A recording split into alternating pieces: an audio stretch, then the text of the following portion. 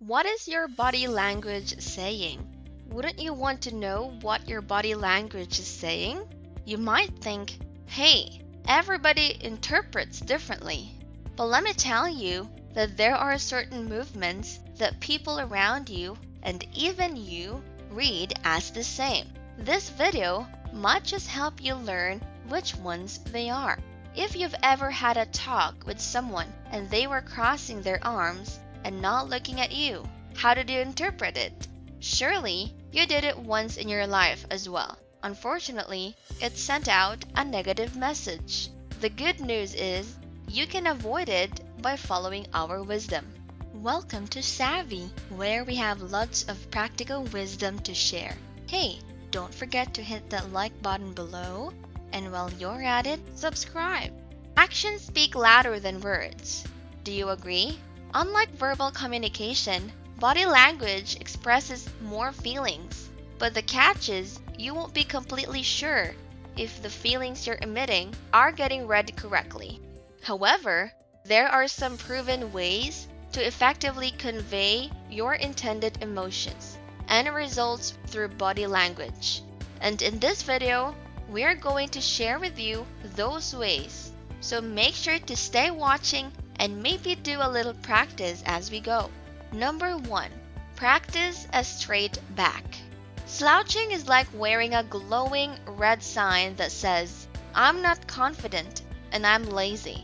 In body language, having a straight back and putting your chest reasonably forward is the way to present yourself no matter the occasion. Not only does a straight back shout confidence in a lot of ways, but it would also actually make you feel confident and not just act like it. Slouching, on the other hand, is a poise and confidence killer, along with certain medical conditions it might lead to. It looks bad and won't help you in convincing other people of your determination, big or small. Number 2. Your hand communication. How should you move and position your hands while talking? Unlike the rest of your limbs, your hands are the most widely used in body language when trying to say something nonverbal or when trying to emphasize a point.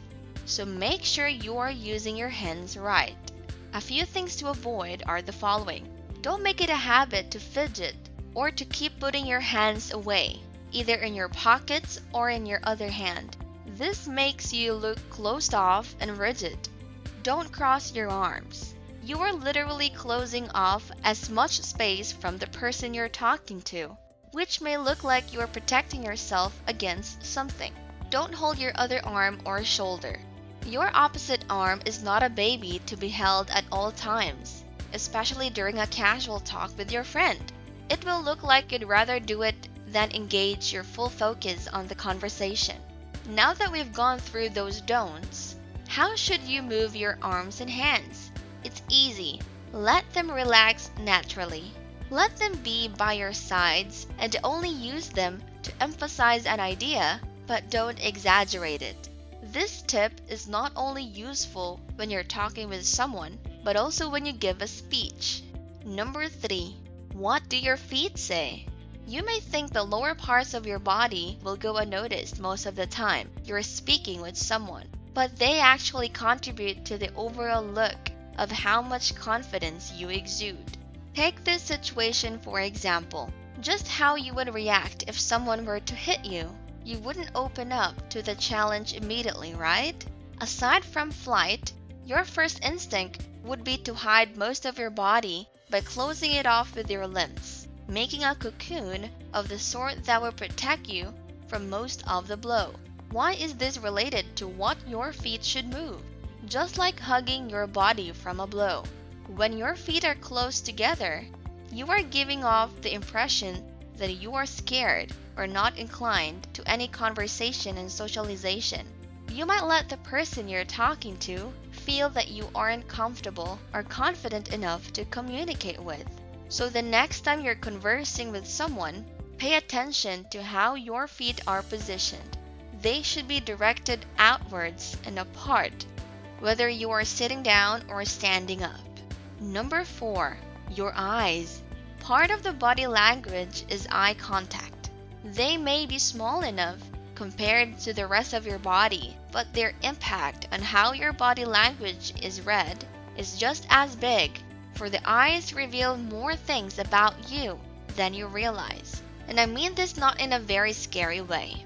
There is a common rule that will help you in using eye contact to look naturally confident. The 80-20 rule is basically maintaining eye contact through a conversation 80% of the time, while using the 20% in looking at something else other than the eyes of the one you are talking to.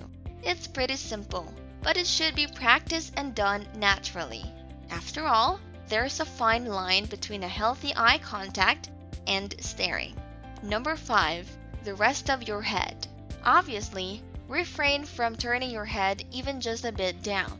It would look like you're being scolded and might even make other people think they are making you very uncomfortable. Keep your head up at a reasonable level that won't scream prideful, but just convey friendliness.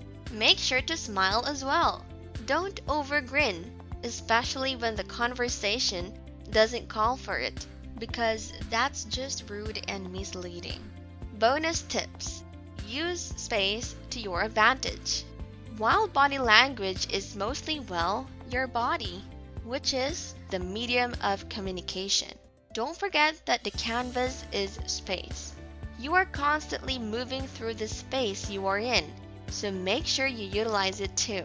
Don't be shy and limit your hand gestures. For example, if there's enough space, use it to spread your arms or to move about when the conversation calls for it. However, there's also your speed to consider. Make sure when you move at a natural pace. Slow, to be exact, but not too slow, and certainly not too fast. In a nutshell, let your body, space, and speed communicate together at a natural pace. After all, we communicate and try to be better at it, so that our message can be heard and received as we intended it to be. So practice as much as you can and be in control of what your body is saying in no time. Well, that is enough practical wisdom for today. Don't forget to give us a thumbs up below. We will be posting 4 to 5 videos per week. So click the subscribe button and that notification bell to be notified of our new videos weekly. Thanks everyone, and see you in the next video. Ciao ciao!